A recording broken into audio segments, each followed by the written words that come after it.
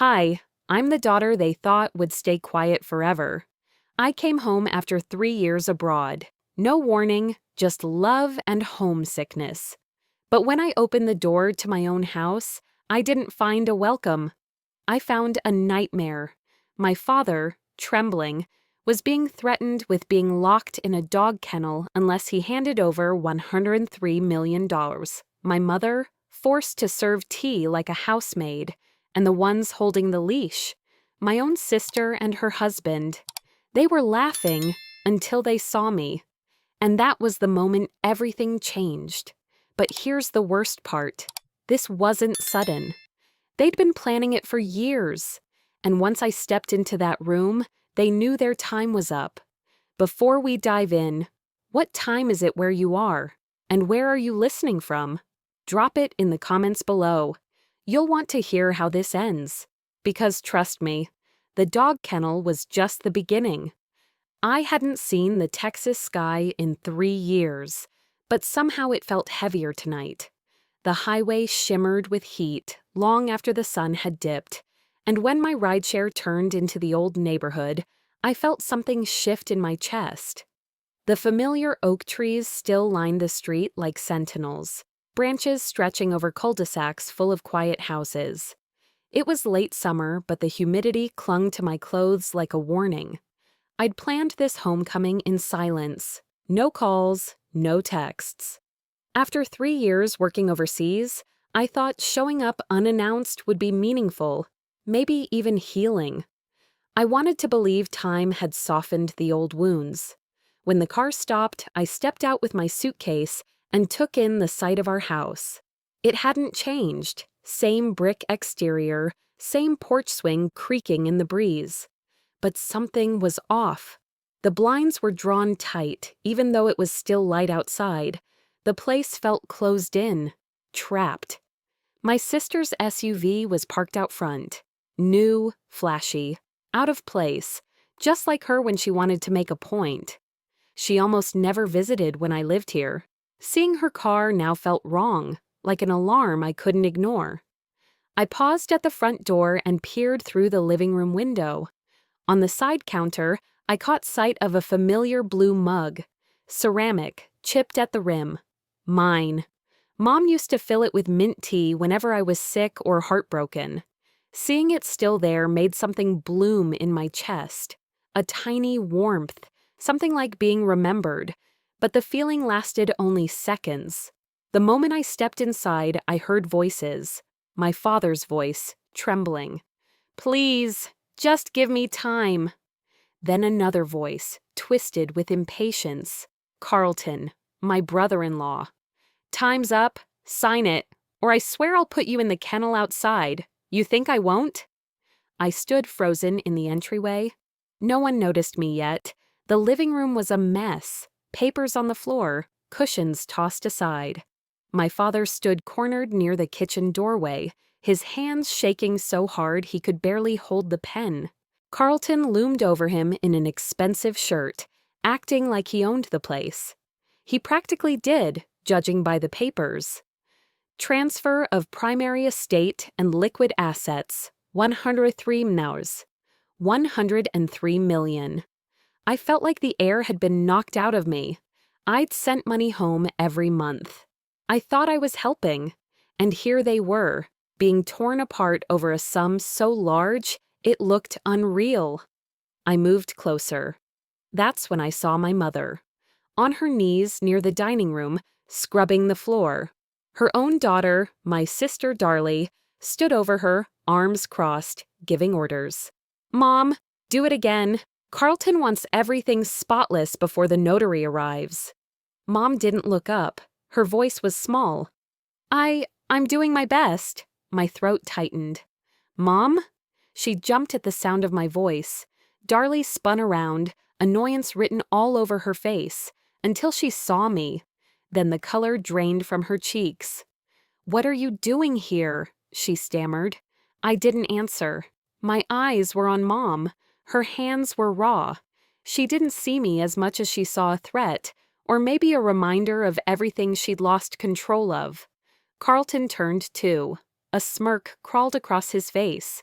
Well, look who crawled back.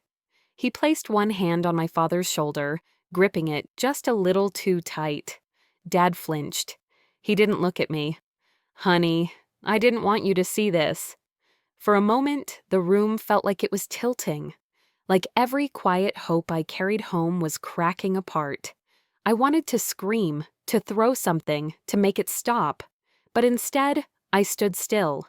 I'd learned that explosions only give men like Carlton more excuses to play the victim. So I inhaled and let the silence burn through me. I walked toward them, each step steady. What's going on? Carlton didn't answer.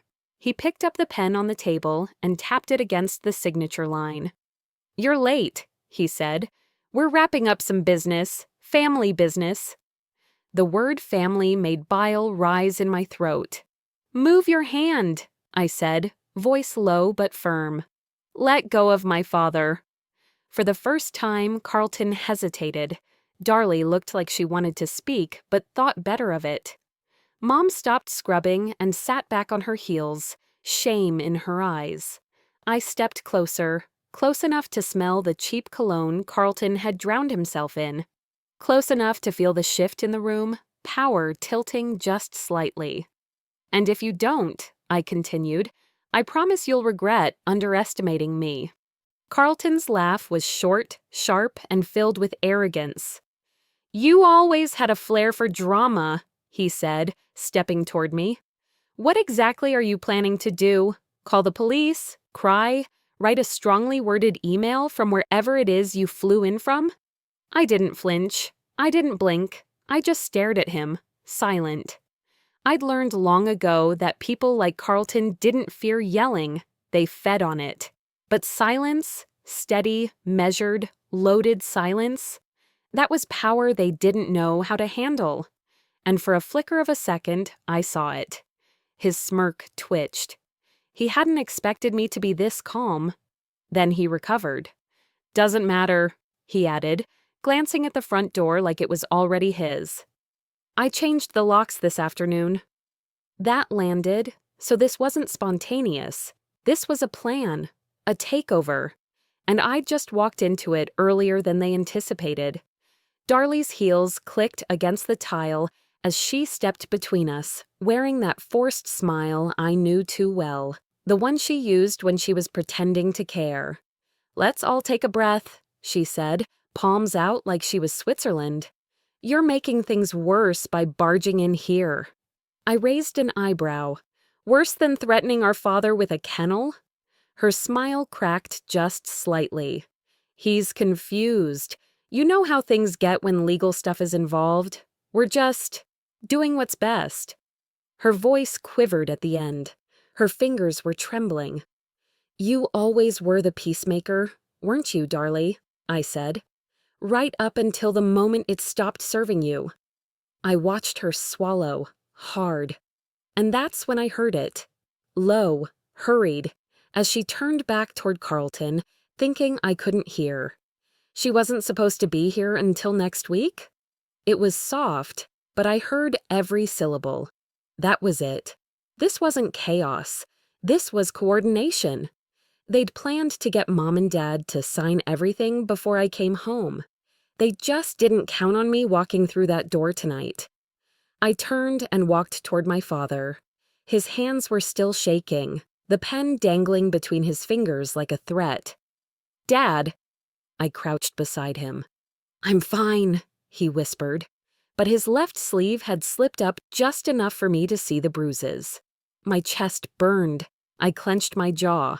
He tried to adjust the sleeve to hide the evidence like it didn't matter, like it was nothing. They said if I just signed, they'd leave us alone, he mumbled. Said it was better this way, less stress. Stress? I wanted to scream. Instead, I took a breath. Look at me, I said. Do you believe them? He didn't answer, and that was answer enough. I stood and walked over to the dining table. The papers were still spread out, the ink still wet. I leaned in and scanned them. Fast, methodical. Something was off. The document structure was wrong. No official letterhead, and the font didn't match the legal template. The notary section was blank, but the witness lines were already signed. The numbers didn't make sense either. Assets listed twice. A transfer total that didn't match the listed items. "Did you write this yourself, Carlton?" I asked, not even looking at him. "Or did you pay some intern to piece it together from Google?" Carlton didn't respond, but I heard his breath catch. "I've been reviewing corporate contracts for the last 3 years. Fraud detection, cross-border compliance. You think I can't see this for what it is?" From the corner of my eye, I saw Mom. Her shoulders were shaking, but she wasn't crying. "I told them," she whispered. "Told them you'd see through it." I turned to her. She was still in that ridiculous apron, hands red from scrubbing. But her eyes, they were wet, tired, and braver than they'd been 5 minutes ago. "I didn't think you'd come home early," she said. "They didn't think you would either." She glanced toward the counter, toward that chipped blue mug again, but her hands stayed frozen at her sides. Then Carlton slammed his hand against the table. "Enough of this," he barked. He shoved the pen at Dad. "Sign, now, before the notary gets here." I moved, standing directly between them. He tried to look past me. I didn't budge. "You're not part of this, Sarah." "I am now," I said. He leaned in, voice low. "You don't scare me." "I don't have to." The silence between us was tight, crackling. His breath smelled of something synthetic and cheap, and I could feel the twitch in his jaw as he tried to figure out if I was bluffing. He assumed I was. Good. I looked back at my parents. Dad's face was gray, hollow. Mom still hadn't moved. "You know what the most dangerous person in the room looks like?" I asked quietly. "The one who's finally stopped caring what anyone here thinks." I stepped back and picked up the stack of documents. "Funny thing about forged paperwork," I said, holding the top page between my fingers. "They fall apart the moment someone actually reads them." Carlton opened his mouth to argue.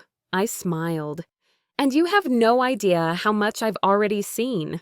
Carlton's grin faltered, not gone, but twisted into something tighter, more measured. He tilted his head, pretending not to care, but I saw it in his eyes. Doubt. It flickered like a warning light behind his smug front.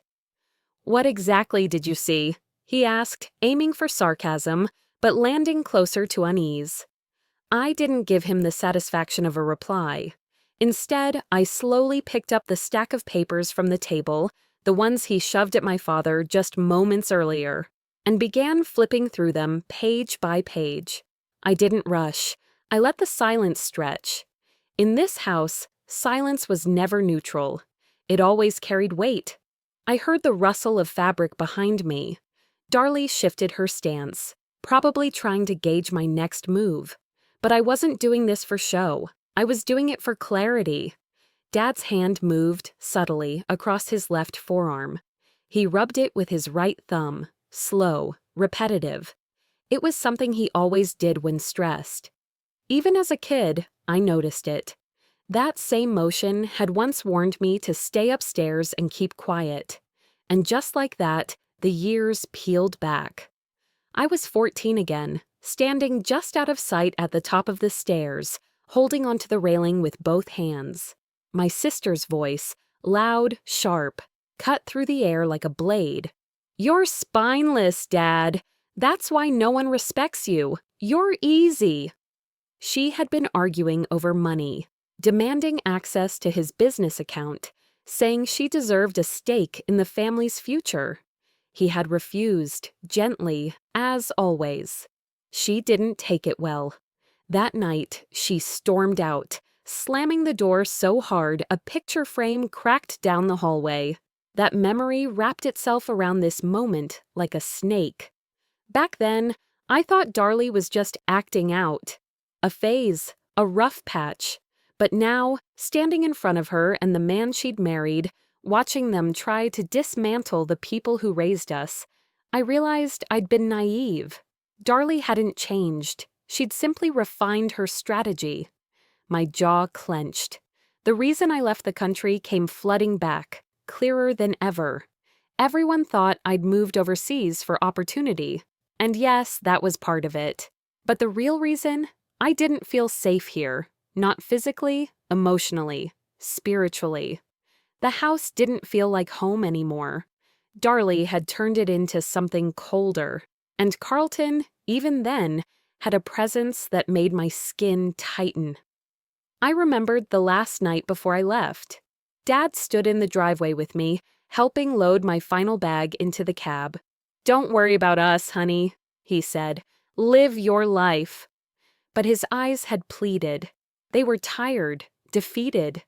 And behind him, through the window, I'd seen Darlie talking to Carlton, laughing.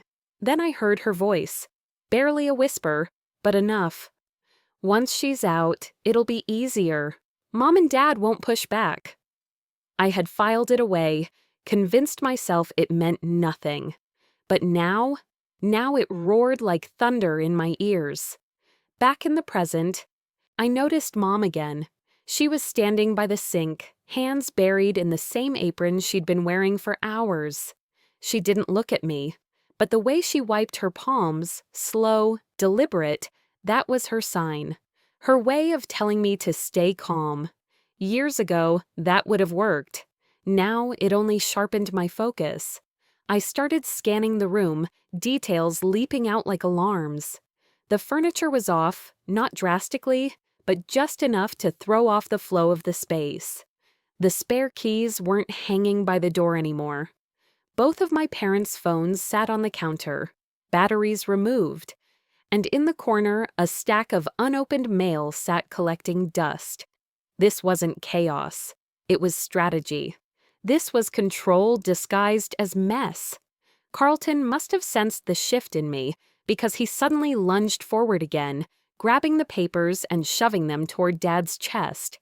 "You've got 60 seconds, he snapped. "Sign it. Don't make this worse." Darlie folded her arms behind him, smirking like she already knew how this would end. I stepped in, not touching him, just standing in the space between. My heart was racing, but my voice stayed calm. In the past, I said to myself as much as to him, being this close would have made me shut down. But now I was done running. Carlton sneered. "What, are you going to call the cops? You think they'll believe you?" I kept my eyes on him. "Let me tell you what I know." Then I opened the file again and pointed at the notary section. That notary ID, it belongs to someone who hasn't practiced in 5 years. And this format, wrong. These witness signatures, rushed, mismatched, likely fabricated. Carlton's smirk twitched. "Your plan unravels the minute someone reads it," I added. He scoffed. "You don't know anything about what's happening here." I snapped the folder closed. "I know enough to stop you." That landed. His posture stiffened. He looked at Darlie, and for the first time, I saw a sliver of panic in both their faces. Maybe they hadn't thought this through as thoroughly as they believed. I leaned in slightly. "You planned this for years, but you made one mistake." I looked him dead in the eyes. "You assumed I'd stay silent forever."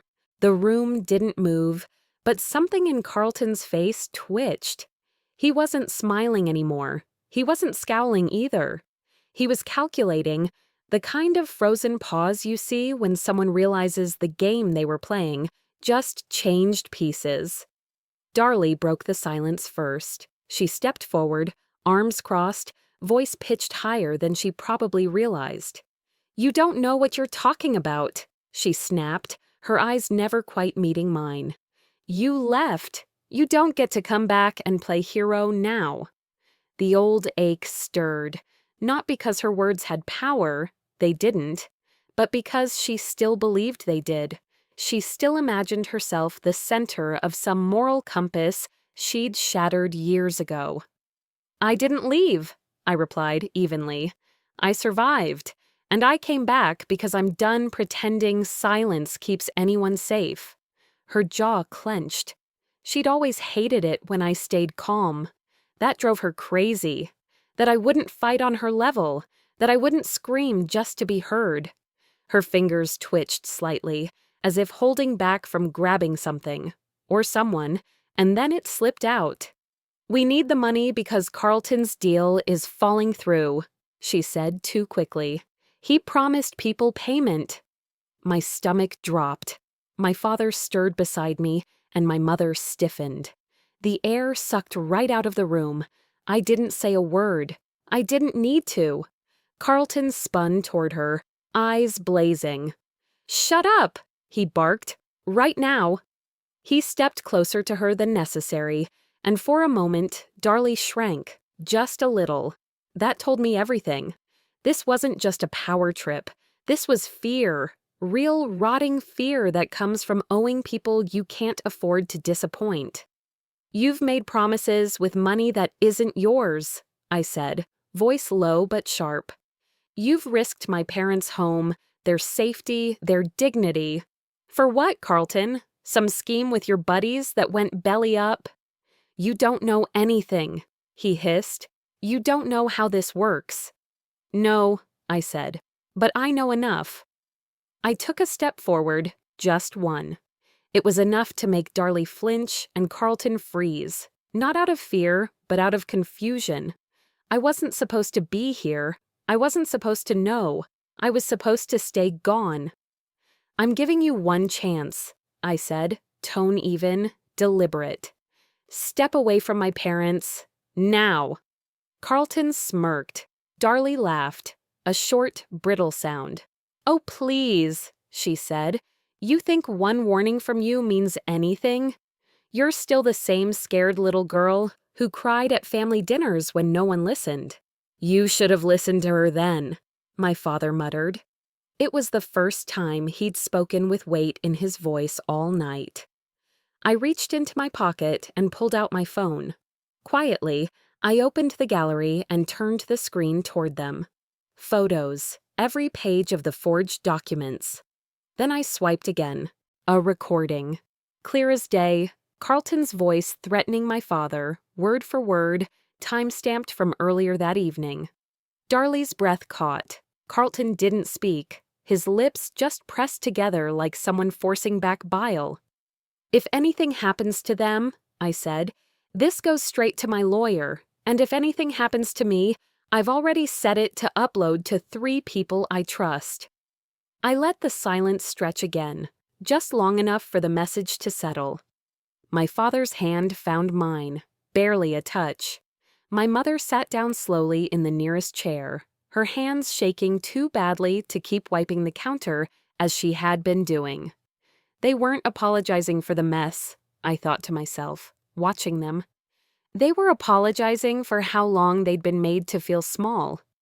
I crossed the room toward the hall, needing to breathe, needing to see if I'd missed anything. And then I saw it. A stack of envelopes sitting on the console table. Most of them were marked "Return to Sender," addressed to my parents, not opened, not forwarded, just sitting there like junk mail. No one had mentioned their phones earlier, but they hadn't been seen since I walked in. I turned toward the kitchen. There, on the counter near the bread box, both their cell phones lay with batteries removed. They were being isolated, cut off, controlled. The heat behind my ears pulsed harder than my breath. "You've been isolating them, haven't you?" I said, turning slowly back toward Carlton. He didn't answer, but he didn't need to. "And I'm about to find out why." The words had barely left my lips when Carlton stepped forward. He didn't lunge or raise his voice. He didn't have to. His whole posture shifted into something rehearsed, something slick. He'd traded brute force for something more insidious, control cloaked in calm. "You're making assumptions," he said, his tone dipped in false concern. "You don't know what's been happening while you were off playing at your international job." Darlie moved in behind him like a shadow, more confident now that her partner had found his footing again. Her arms were folded, chin lifted, like she had just remembered the script. And suddenly, I could feel it, the shift. This wasn't a standoff anymore. It was a performance. one I hadn't been invited to. Carlton pulled a crisp folder from the side table and held it out with a smile I wouldn't trust even in a photo. "We've done everything the right way," he said. "They agreed to this. You don't have to like it, but it's legal." I took the folder and opened it slowly. A fresh document stared up at me. Neat margins, bold typeface, a notary stamp that looked newer than the ones on the earlier forms. At the bottom, in blue ink, was something that made my breath catch. My father's signature. I blinked. Then again. The loops, the slant. It was his. My chest tightened. I turned to him, heart pounding. "Dad?" His expression twisted in confusion and fear. "I never signed that," he said, voice cracking. "I never saw that before." Carlton leaned in, voice low and calculated. "You don't remember," he said to my father, "because that day you were disoriented. We tried to help. You don't have to be embarrassed." I stared at the page, then at my dad, then back again. Something inside me flickered. Doubt. Real, sharp, ugly doubt. Had I missed this? Had they manipulated him right under my nose while I was off building my successful life across the globe? Suddenly, I needed air. I walked into the kitchen. The counter was cool under my palms as I braced myself against it. The hum of the fridge was the only sound for a moment. I closed my eyes. "I thought I was ready," I whispered. "I thought I was walking into a fight I understood. But what if I'm wrong? What if I don't belong here anymore?" The house didn't feel like home. It felt like a stage. A place I used to know, now warped by actors I couldn't trust. Behind me, soft footsteps. My mother. She hesitated near the doorway, then stepped in. Her voice was barely more than a breath. Maybe you should let it go, sweetheart." I turned to her, stunned. Her eyes didn't meet mine. Her shoulders were hunched, as if bracing for impact. But she wasn't siding with Carlton. Not really. She was tired, worn. I'd seen that look in the mirror more times than I cared to count. That's the worst part, I thought. Not Carlton, not Darlie. My mother's surrender. She believed that backing down would somehow protect everyone, that fighting would only make things worse. Then, my father appeared. He shuffled in quietly, eyes darting toward the living room like a man avoiding a bear trap. He pressed something into my hand, something small, folded, a receipt. I opened it. On the back, in shaky handwriting, "He kept me locked in the shed last week." The breath went right out of me. "Dad!" My voice cracked. He wouldn't meet my eyes. "I didn't want you to see us like this," he said softly.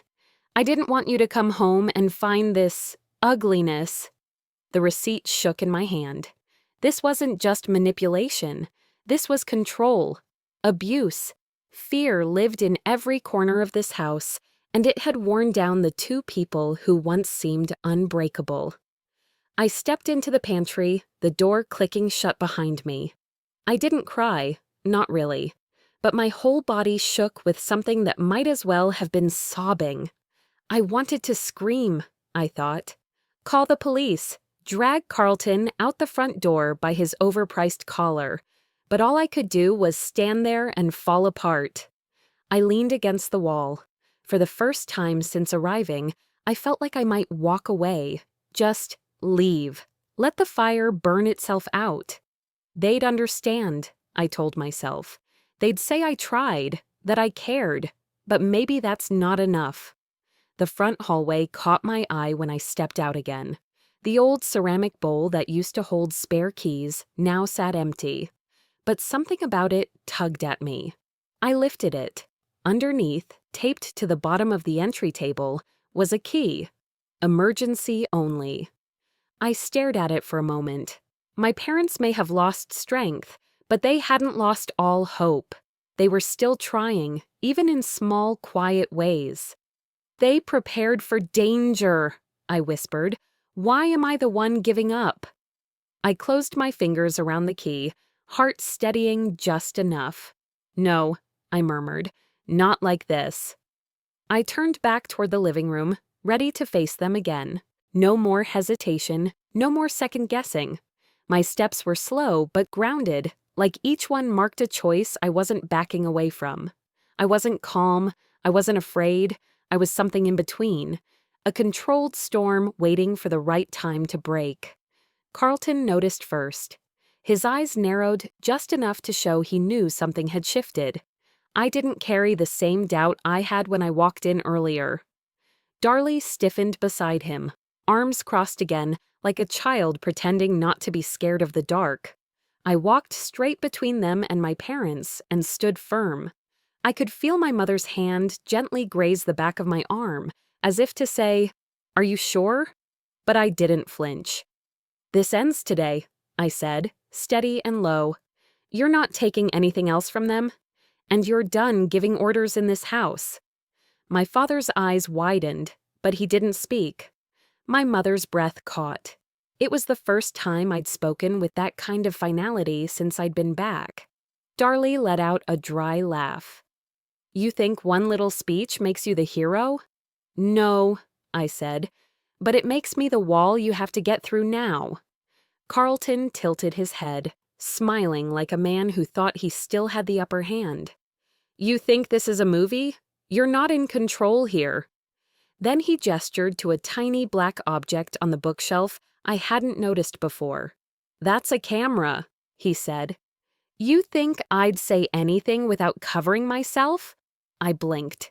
He pulled out his phone and showed a live feed of the room, of me, from earlier in the day.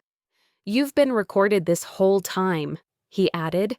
"So when you start waving those little accusations around, maybe remember who looks like the aggressor."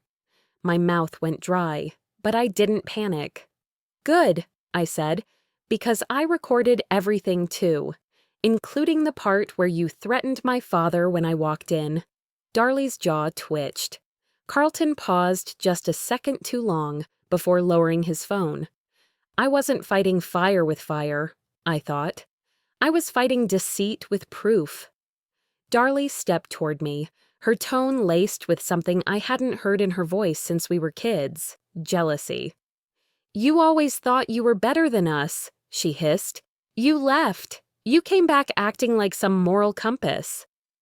"I didn't come back to fight," I said, still even. "I came back to check on my parents, and I found this." That silenced her for a second, just enough. Then she snapped. "You don't even know how long it took Carlton to practice Dad's signature." The room froze. My mother gasped. My father blinked, like his mind had finally caught up with what we'd all feared. Carlton spun toward her, his face tight with rage.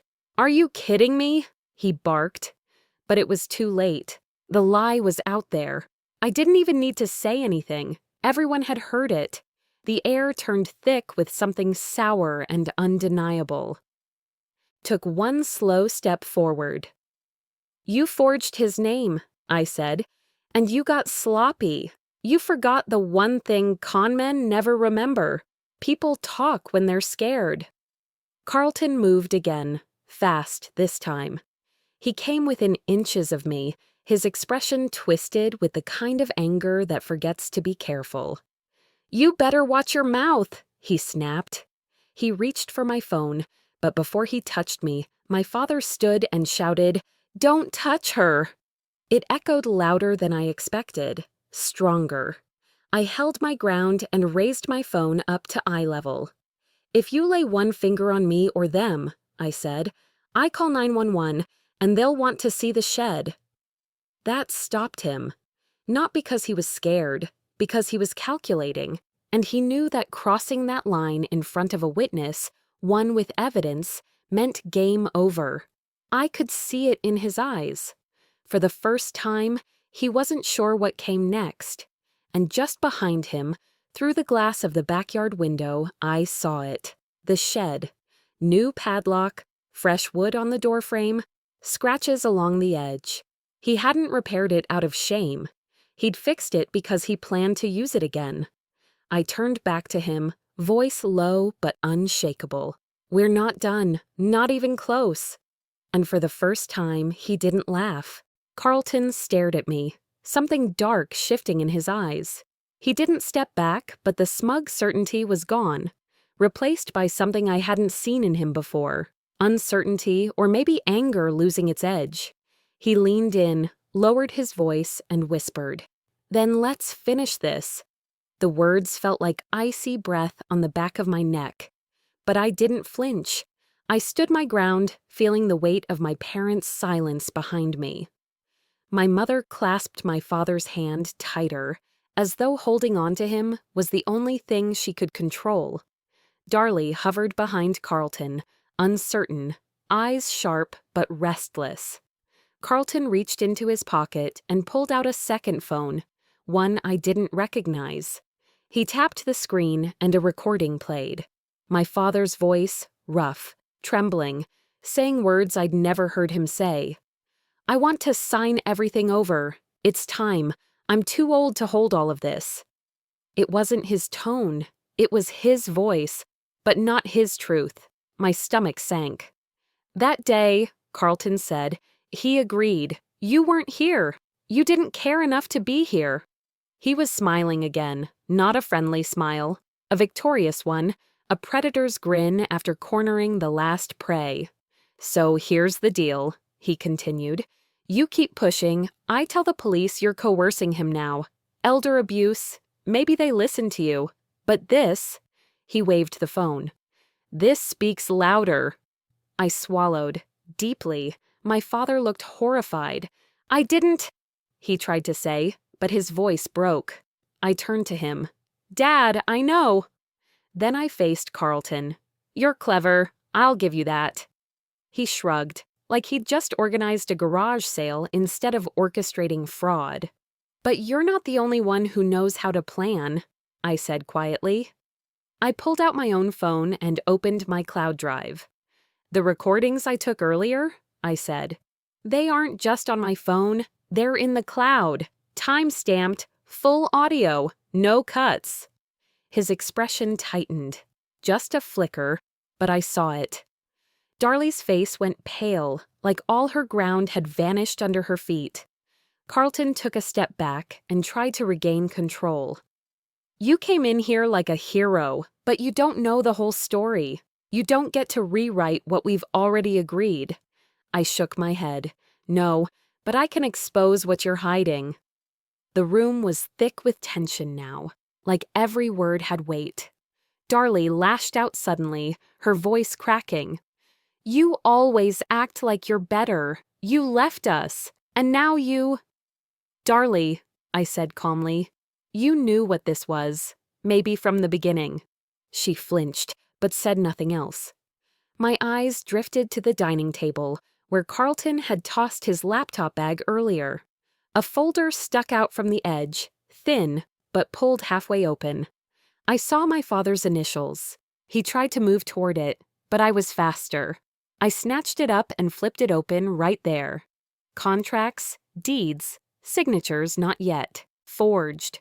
Notes in Carlton's handwriting with phrases like "move funds offshore" and "partner waiting for release." It wasn't just manipulation, it was fraud, full-scale financial destruction. "You were planning to empty their account," I said, voice steady. "Not just take ownership, you were moving everything. You were taking everything." Carlton lunged toward me, reaching for the folder, but I stepped back and the motion stopped. Not because he chose to, but because he was now being watched. Every eye in the room was glued to him. "You think you can walk out with that?" he snapped, face twisted, posture predatory. "I think," I answered, "you forgot one thing. Criminals planning their escape don't leave their contingency folders lying around." I held the folder tighter, no trembling, no doubt. "And you just slipped." Carlton stared at me, jaw set tight, eyes narrow. And for the first time since I walked through that door, I saw it in his eyes, fear. Not at first, but his shoulders shifted, his hands clenched at his sides like he was holding something back or about to let something loose. Then, in one sudden motion, he lunged.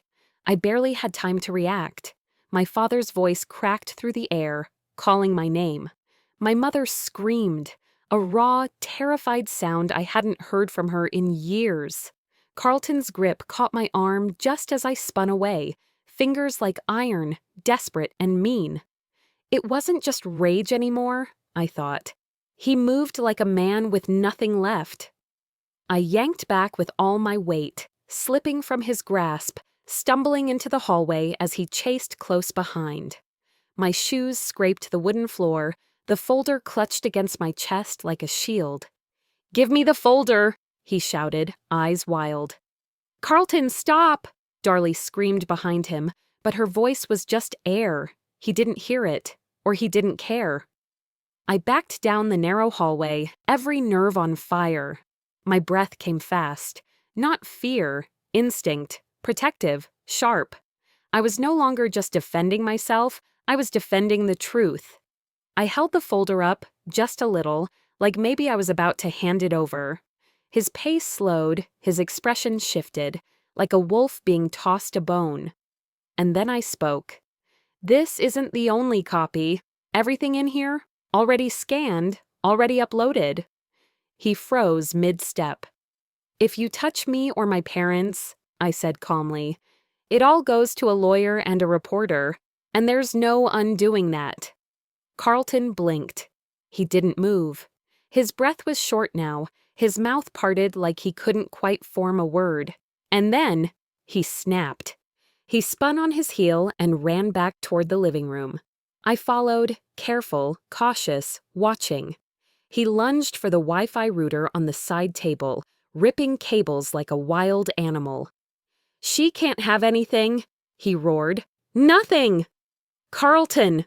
Darlie cried. "What are you doing? You're making this worse." He ignored her. All that control he used to wrap himself in like a tailored suit was gone. What was left was raw, unfiltered chaos. I took a step forward, but my father beat me to it. He stepped into Carlton's path, hands shaking but firm. "No more," he said, voice low but clear. "Not in my home." Carlton shoved him. It wasn't hard, but it was enough. My father staggered. My mother shrieked. And something in me, something I'd been holding down, snapped. I pulled out my phone, tapped the screen. A recording began to play, loud and sharp. Carlton's voice echoed through the room. "You either sign it, or you're spending the night in the kennel again." Darlie gasped. My father covered his face. Carlton turned slowly, too late. I held the phone like a weapon. "And this one?" I said. "Already backed up, too." He stopped moving. Silence settled for a long, thick moment. The kind of silence where everything shifts. Carlton's chest rose and fell, eyes darting between all of us. "You don't understand," he whispered. "If I lose this deal, they'll come after me." For a split second, I saw something break in him. Not guilt, not shame, just fear. But that didn't change anything.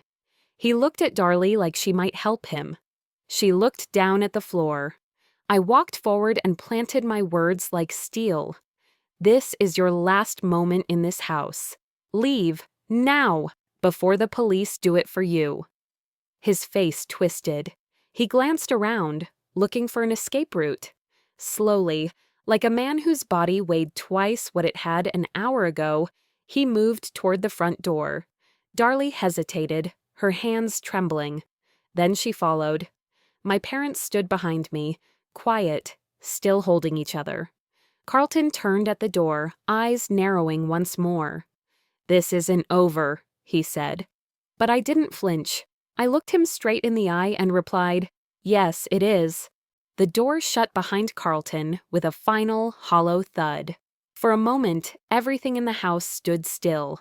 Not a clock ticked loud enough to matter. No birds outside, no footsteps. Just that aching kind of silence that settles after a storm tears through. A silence that isn't peaceful, but heavy, unsettled. My parents stood frozen near the hallway. My mother's arms trembled as she tried to smooth down her blouse, her hands not quite obeying her.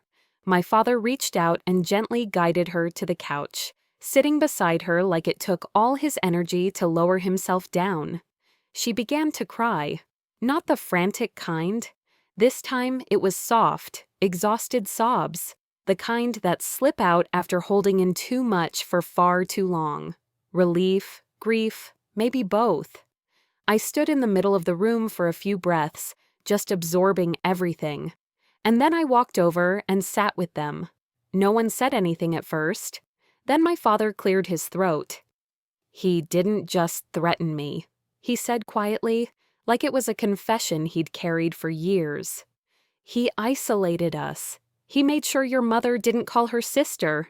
He took over our bills, told the neighbors we were having memory issues. It wasn't just about stealing, it was about control." His voice cracked. "I let it happen. I thought if I kept the peace, it would pass." Hearing him say it out loud, it broke something open inside me. Not just anger, but grief. For everything they'd endured behind closed doors. For how alone they must have felt while the rest of the world thought everything looked fine. I took his hand. "We fix it now, together." And I meant it. I stood up and stepped into the kitchen, pulled out my phone, and dialed the elder abuse hotline. The woman on the other end was calm, precise. She asked clear questions, took everything down. I gave her names, dates, details. Then I called the local police's non-emergency line and began the process of opening a report. For once, I thought, I wasn't reacting, I was driving. While I waited for callbacks and confirmation emails, I helped Mom gather up the scattered mess Carlton had left in the living room. Torn papers, broken photo frames, a kicked-over magazine holder. Then, under the edge of the couch, just barely poking out, I saw it, a small black USB drive. I picked it up and turned it over in my fingers. My mother's voice behind me was so faint I almost missed it. I was going to hide it until I found the right moment. We plugged it into my laptop together. Inside, audio recordings. Carlton yelling, shaky videos of the shed door being slammed shut, photos of Dad's bruised wrist, and scanned pages of emails, offshore wire transfers, draft deeds. My throat tightened.